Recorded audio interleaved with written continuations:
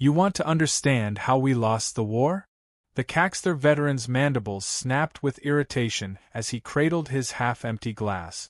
Scars etched across his chitin told more stories than he probably cared to recount, but tonight something stirred him. "I'll tell you how," he rasped. "We never stood a chance. Not against those deranged apes." Across from him, a young reporter leaned in, antennae twitching with anticipation. First-hand accounts of the human Caxter war were nearly extinct. Most who'd fought preferred silence. She knew this was rare. "But didn't we have the military edge?" she offered cautiously. "Military edge?" The old warrior's laugh crackled like broken glass, sharp and bitter. "You think warfare is about who has the flashiest guns and smartest AIs? Then you clearly have no idea what humans are." He tipped back the drink, his compound eyes reflecting the dim neon glow of the space station bar. "Let me teach you something about those maniacs. They mastered the art of war long before they ever left their dirtball planet.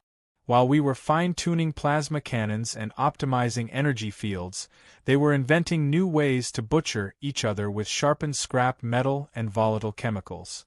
The journalist blinked, antennae quivering. "But that's barbaric." "Barbaric?" He slammed his glass down so hard the table trembled. "You want to hear barbaric?" His voice dropped a note, heavy with memory. "Our first clash with human forces, we rolled in with immaculate formations, precision battle lines calculated by our top war algorithms. Geometry at its deadliest." He paused, disgusted. "They looked at our perfect formations and they laughed. Then they started flinging rocks at us." "Rocks?" she asked, incredulous. "Not just rocks. Tungsten spears dropped straight from orbit. Ever heard of rods from God? Imagine a metal pole the size of a freighter slamming into your base from the stratosphere, pure kinetic death. No radiation, no energy trail, just annihilation." Her expression paled. "But surely we had more troops." "Oh, that's the real punchline." He snorted bitterly. "We outnumbered them 10-1. We thought we had the upper hand. But those lunatics? They thrive on being outnumbered. They romanticize it." He counted on his claws.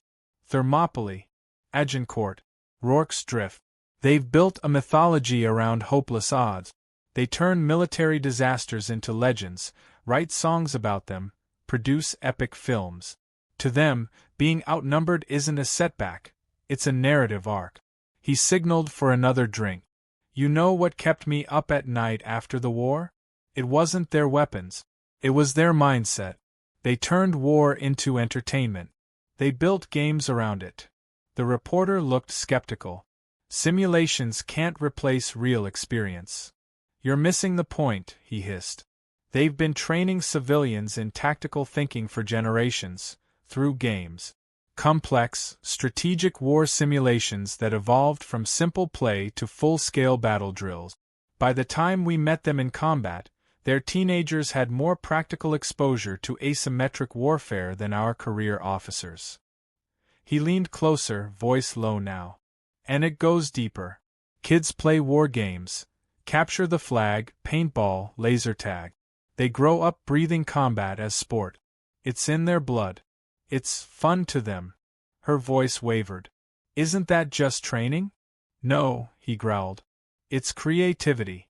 That's the real terror." He sat back, haunted by a memory. "At Proxima Centauri we had their fleet trap. More ship. Better position. Superior firepower. All logic said they were done." He paused. "They overloaded their own antimatter cores. Created an EMP that disabled everything, ours and theirs." She stared, stunned. "They fried their own systems?" she whispered. He nodded. "On purpose. Then, while both fleets were dead in the water, they launched boarding teams. Not with sleek drop pods. With primitive chemical rockets. It was chaos." He rubbed his temples. "Imagine sitting in a high-tech warship, and suddenly there's a thunderous screech of metal. You realize humans are burning through your hull with thermal lances, actual flaming rods of metal. Not plasma, not particle beams. Just fire and steel. He trembled. And they were singing some old Earth song about parachutes failing and bodies falling. I think it was called Blood Upon the Risers. A song about soldiers dying horribly. And they sing it to pump themselves up. Her mandibles twitched. But our tech was superior. That's where everyone misunderstands them, he said grimly. They don't worship technology. They use it, however it suits them. You'll find them wielding plasma rifles in one hand and ballistic slug throwers in the other. Digital guidance systems paired with analog backup. If it works, they use it.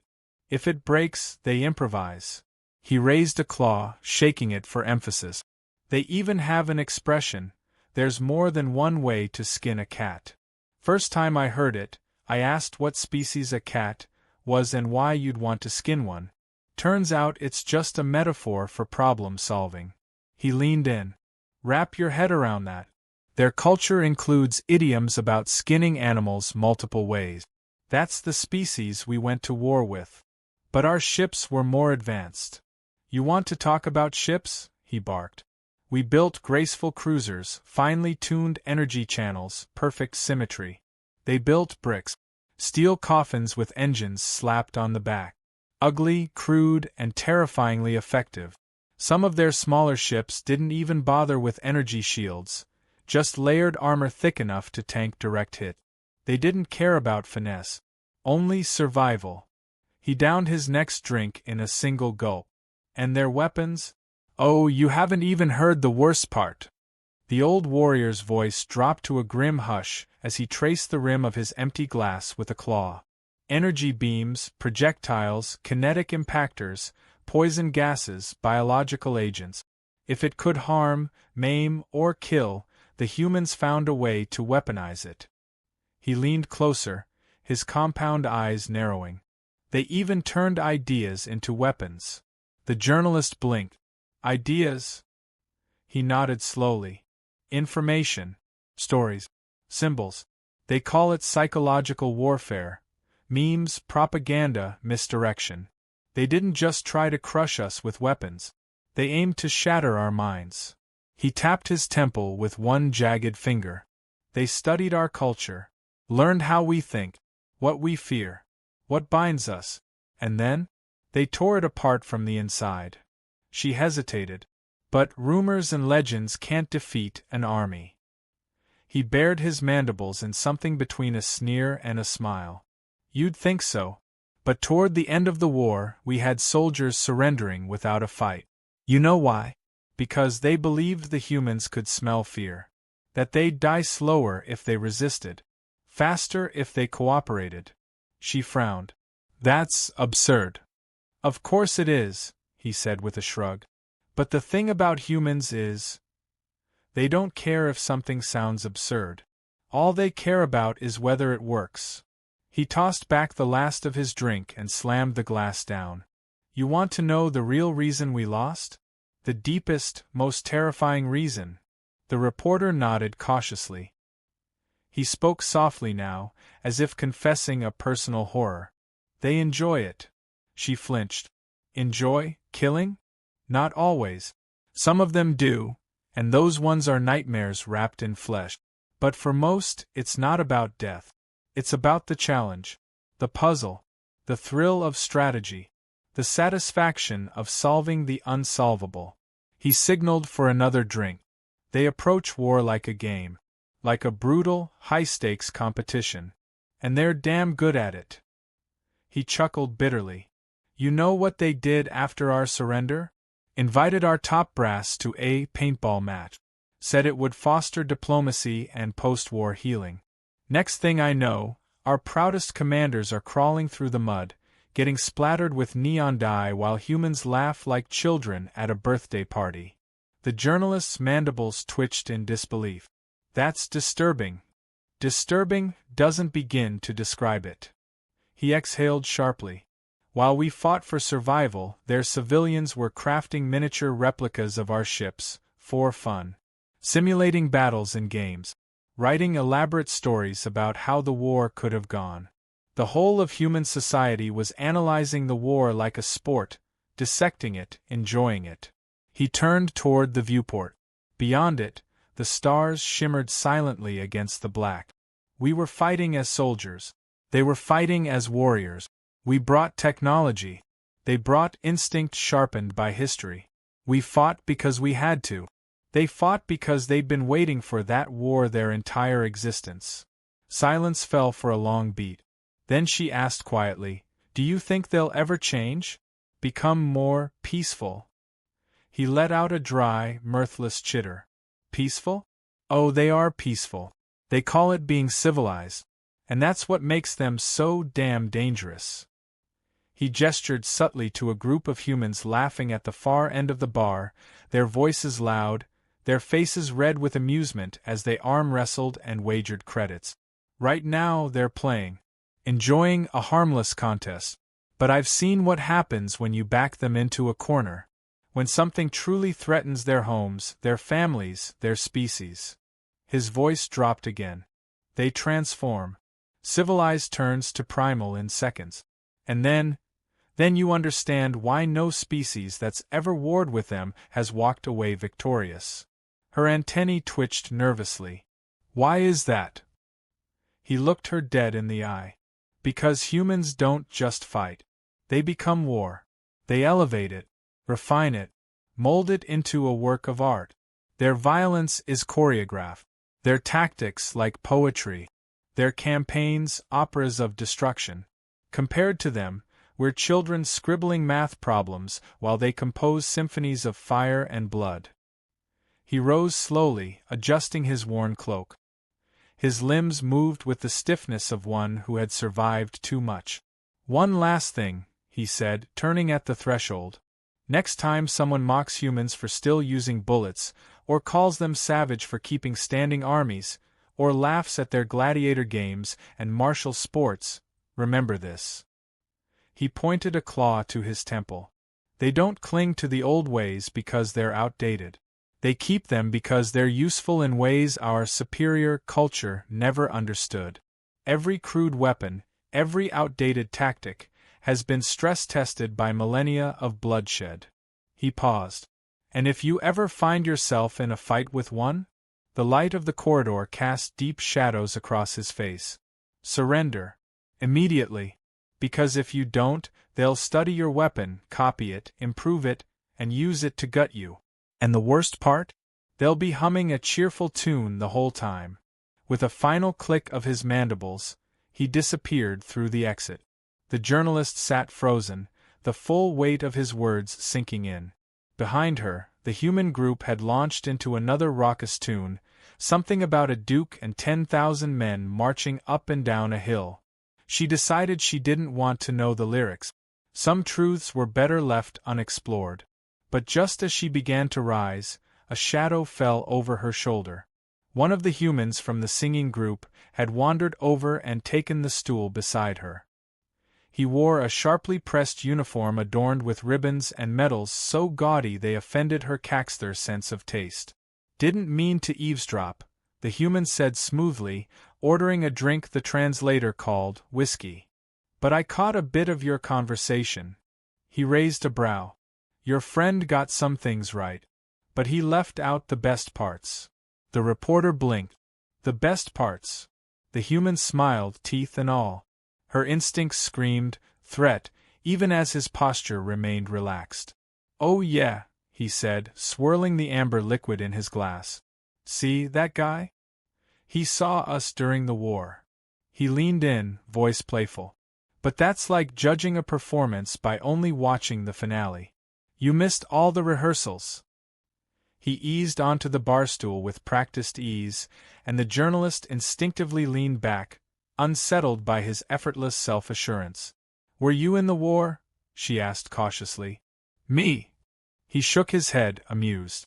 "Nah, I was just a kid when it all went down. But we study it now. Everyone does. It's part of our curriculum." He raised his drink with a smirk. Official title: How Not to Start an Interstellar War, 101. He laughed to himself. Honestly, they should rename it How to End One Real Fast if someone else starts it. He nodded toward the stars glimmering through the viewport. You see all that? Most species look out there and see resources, borders, tactical zones. But us. He tapped his chest. We see stories. Every sci-fi saga we've ever told, every space battle we've imagined, every insane last stand or brilliant tactic someone dreamt up. Out there? That's the playground of our imagination. His tone grew somber. But you want to know the real reason we're dangerous? The one thing people always overlook. The journalist nodded, antennae twitching. We don't want to fight, he said plainly. That's the paradox. We're obsessed with preparation. We rehearse for war like our lives depend on it. But our true heroes? They're the ones who stop wars before they start. The diplomats, the tacticians, the peacekeepers. The ones who find the off-ramp before the highway explodes. He finished his drink and stood tall, brushing the creases from his jacket. That's why we're feared. Not just because we understand war, but because we know exactly when not to unleash it. Your Caxter vet was right. We've turned war into an art form. But like all true artists, we know that the most powerful statement is often the one you don't make. He smiled once more, teeth and all. This time, the journalist didn't recoil. Just remember, there's only one thing we love more than a good fight, and that's a good reason to avoid one. With that, he returned to his friends, who had started some kind of rhythmic chant about 99 bottles of beer. The bar vibrated with cheerful absurdity. The journalist glanced down at her notes, then looked up again at the endless stretch of stars. And in that quiet moment it all clicked. Humans weren't terrifying because they were good at violence. They were terrifying because they understood its cost. She had come searching for a war story, and found a lesson far deeper. Behind her, the humans had shifted tunes again. Something about a buffalo soldier lost in the heart of America. She made a mental note to look it up from a safe distance. Maybe behind blast-proof shielding. Just in case. Then the room changed. The ambient chatter faded. The jovial noise died mid-sentence. Something had shifted. She turned to find every human face locked onto the vid screen, where a news broadcast had cut in. Breaking. A refugee transport near the Carina Nebula had been ambushed by pirates. A civilian vessel. Full of displaced children from the Rigel conflict. The effect on the humans was immediate, like a switch had been thrown. Gone were the jokes, the loose limbs, the easy smiles. In their place, stillness. Focus. Steel. The journalist felt an involuntary chill run through her carapace. This was what the veteran had tried to explain. A new figure approached. A human woman, not in uniform but unmistakably military in the way she moved. Purposeful. Calm. Dangerous. Without asking, she slid into the seat beside the journalist. You want to understand why we're called gods of war? She asked quietly, her tone sharp as a blade. Watch what happens next. The journalist stared, heart pounding. Those pirates, the woman continued, eyes locked on the screen.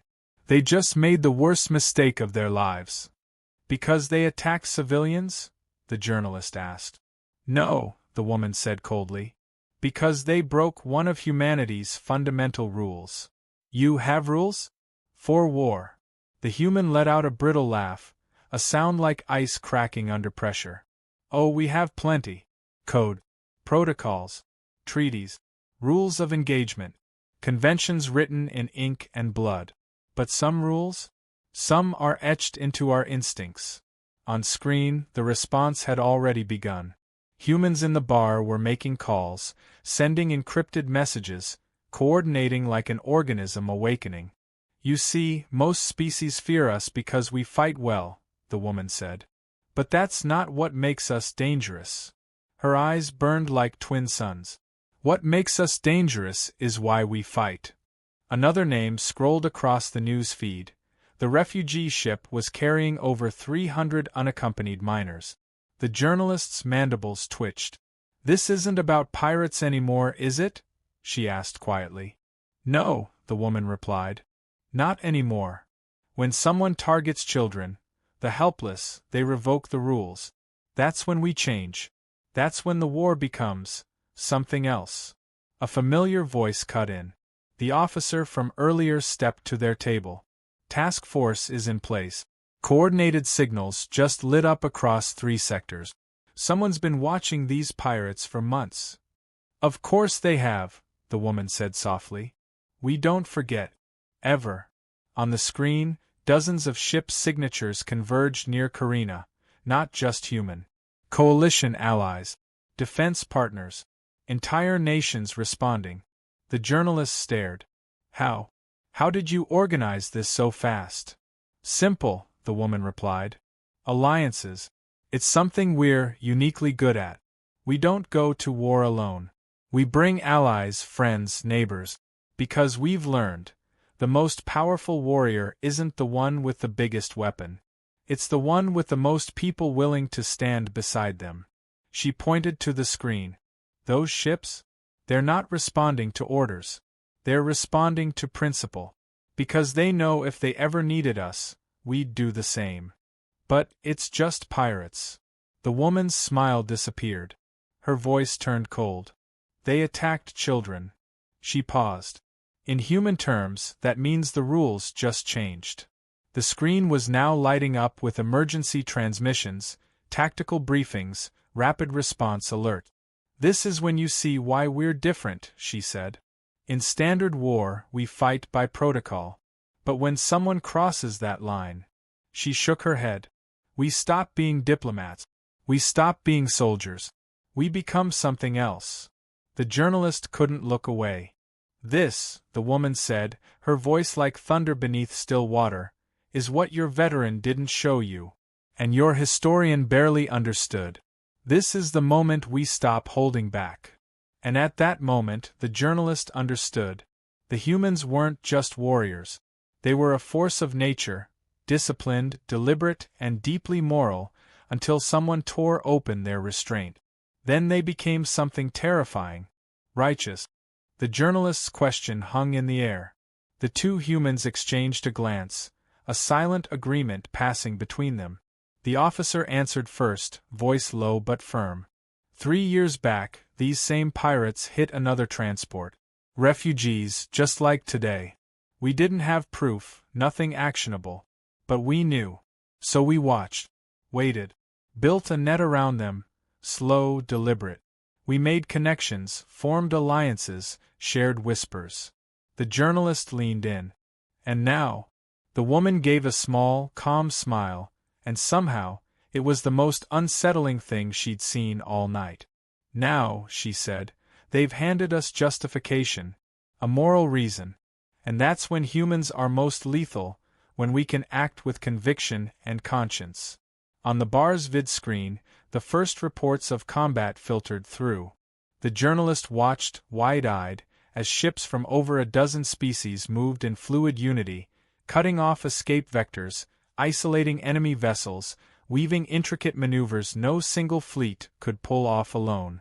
How are they coordinating so perfectly? She murmured. Because we trained them, the officer replied, pride evident. After the war, we didn't just rebuild, we taught. Shared tactics, strategies, our entire approach to conflict. Not everything, of course. We're not fools. But enough. Because there's one thing better than being good at war. The woman finished the thought. Is having allies who are good at it too. And who trust you. She looked directly at the journalist. Trust is the sharpest weapon we've ever wielded. The journalist turned back to the screen. The operation unfolded with surgical precision. Within a few short hours, the pirates had been boxed in. The refugee ship was secured. And then, they're offering the pirates a chance to surrender? She asked, genuinely surprised. Of course, the woman replied. That's the first rule in human warfare. Always offer a way out. Always leave room for surrender. But I thought the goal was to defeat them? No, the officer said gently. The goal is to make sure they never want to fight you again.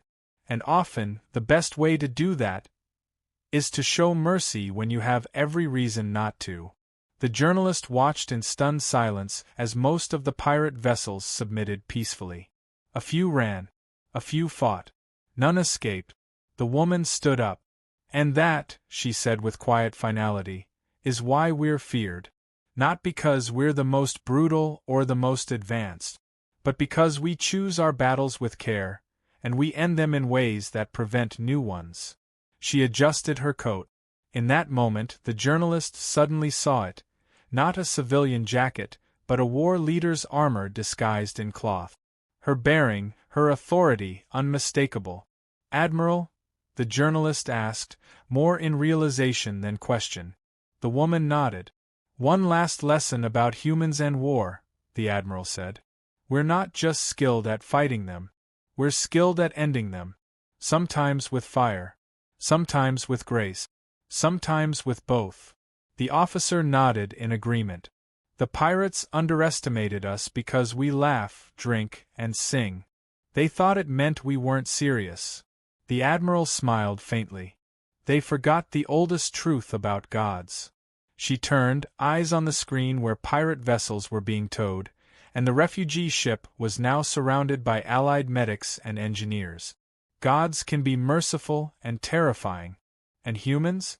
We've spent a long time learning to be both."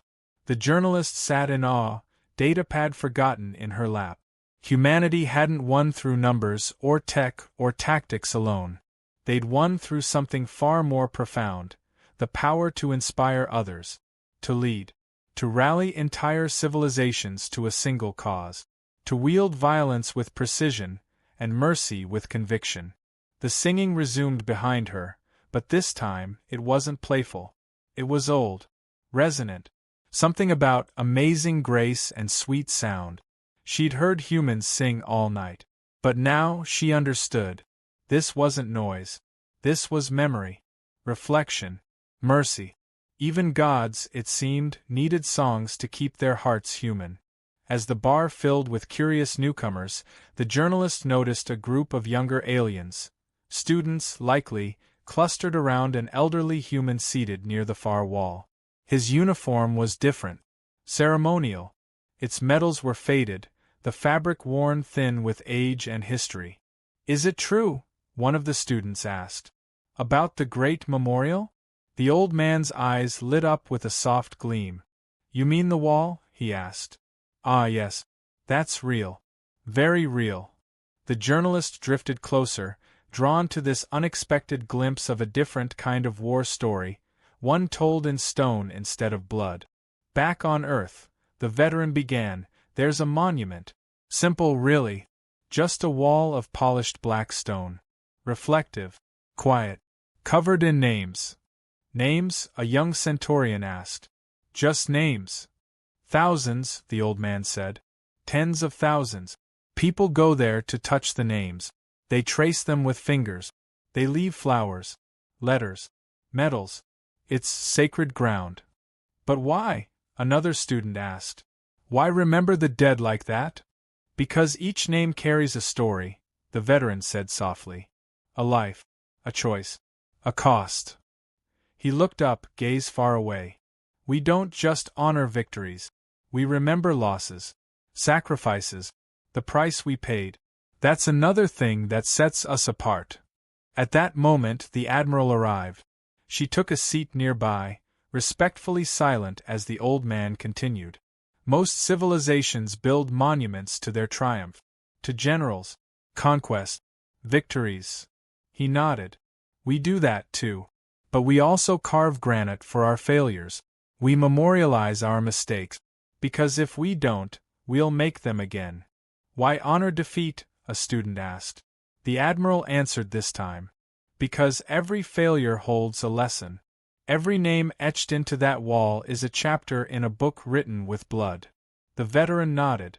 "We have an old saying," he said. "Those who cannot remember the past are condemned to repeat it." "For humans," the old veteran said, his voice steady and low, "remembrance isn't just about names, dates, or battlefield statistics. It's about stories, emotions, the threads that connect one life to another." He reached into his coat and produced a small metallic object, suspended on a weathered chain. He held it gently, reverently. "This belonged to my grandfather," He fought in a conflict we called World War II. Just one soldier among millions. He turned it over in his palm, the metal gleaming dully in the bar's low light. When I was young, he didn't boast about the battles won. What he talked about were the friends he'd buried. The things he saw that still haunted his dreams. The price paid in blood. One of the alien students, wide-eyed and curious, raised a hand. Wouldn't that discourage your warriors? Hearing only about pain and loss. The Admiral chuckled softly, not mocking, but amused by the innocence of the question. You'd think so, she said. But strangely, it does the opposite. The veteran nodded in agreement. Because when a human goes to war, he said, they don't carry just weapons or armor. They carry the memories of those who came before them. Lessons learned through suffering. Warnings written in fire. He looked around the circle. Every human warrior fights not just with training, but with remembrance. They feel the weight of those who didn't come home. Not just their victories, their losses, their mistakes. It makes us fight differently, the Admiral added. More cautiously, more strategically, and more deliberately. The journalist leaned forward, antennae rising. Is that why your people approach warfare with so much complexity? More emotion. In part, the Admiral replied. Many species view war as a tool, something functional, temporary, necessary. To us, it's a narrative. One we've been telling since our ancestors first lifted stones to protect their clans. Every battle is another chapter. Every decision, another line. And we're still writing it, the veteran said. Still learning. Still remembering. One student motioned toward the newsfeed on the wall, where post-op reports from the pirate incident continued to scroll. Is that why the response was so fast? Because of memory? Exactly, the Admiral said. That wasn't just a refugee ship. That was every refugee ship that's ever been attacked. Every child lost to violence. Every moment when the innocent were preyed upon. We remembered, the veteran echoed. And we responded. But not just to punish, the Admiral added. We remembered every time someone stood between the helpless and harm. Every time species united for justice. Every moment when mercy was chosen over revenge. The veteran held the dog tags higher. These aren't just a relic. They're a reminder that we don't fight because we love war. We fight because we remember what happens when good people do nothing. The Admiral nodded solemnly. That's why we train like we do. Why we build alliances. Why we share knowledge. Because there were times when we weren't ready. When we failed. And we carry those failures with us. The journalist looked down at her notes, then at the faces around her. So, she said slowly, humans are considered gods of war, not just because of how you fight, but because of how you remember. Exactly, the veteran said. Because of how we learn. How we carry every war, every death, every scar. The Admiral rose, straightening the simple civilian coat that somehow felt far more like a uniform now. That's why those pirates never had a chance, she said. Not just because we brought firepower, but because every human who answered that distress call carried the weight of 1,000 other moments, and the memory of every innocent life ever put in danger. A student raised a hand hesitantly. Is it also because you remember what happens when justice turns to revenge? Yes, the veteran replied immediately. Because we must remember that. When vengeance becomes cruelty, we risk becoming the very thing we stand against. That's the line. And we never stop watching it. The news feed continued rolling. The pirate ships now in custody, escorted to a neutral starbase. The refugee vessel was docked safely, surrounded by Allied medical crews tending to the wounded. See, the veteran said, being gods of war has nothing to do with being the most powerful. He looked to each of them in turn. It's about knowing why we fight, when to fight, and above all, when not to. And when we do fight, the Admiral added, we don't enter the battlefield alone. We bring our history, our scars, our dead. We carry their wisdom, the veteran said. That makes us more terrible in battle, the Admiral concluded, and more compassionate in victory. A moment of silence passed. No one moved. The students had nothing left to ask. The journalist stared at her datapad, realizing she wasn't holding just a single story, she had the foundation for a full chronicle. Perhaps an entire archive. Behind them, the bar had returned to song. But it wasn't boisterous this time. It was slow, solemn, a melody steeped in memory. It was a song about poppies growing in quiet fields, where soldiers once stood and fell. The journalist closed her notes gently. Now, finally, she understood. Humans weren't gods of war because they relished bloodshed. They were gods of war because they never forgot the cost.